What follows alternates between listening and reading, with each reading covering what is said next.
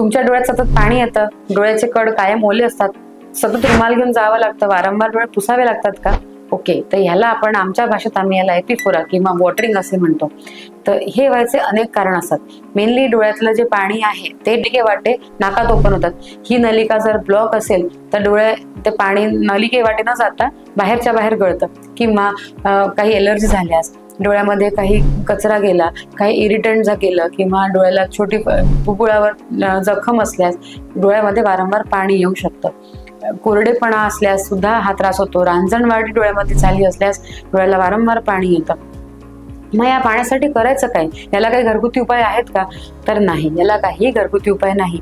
पण ऑफकोर्स याच्यातल्या काही कंडिशन्स खूप मायनर आहेत आणि रुटीन मेडिकेशन्स किंवा आय ड्रॉप्सनी बऱ्या होण्यासारखे आहेत. पण काही कंडिशन्सला तुम्हाला डॉक्टरला दाखवून वेळोवेळी ट्रीटमेंट घेऊन कदाचित कधी कधी ऑपरेशनची सुद्धा गरज पडू शकेल.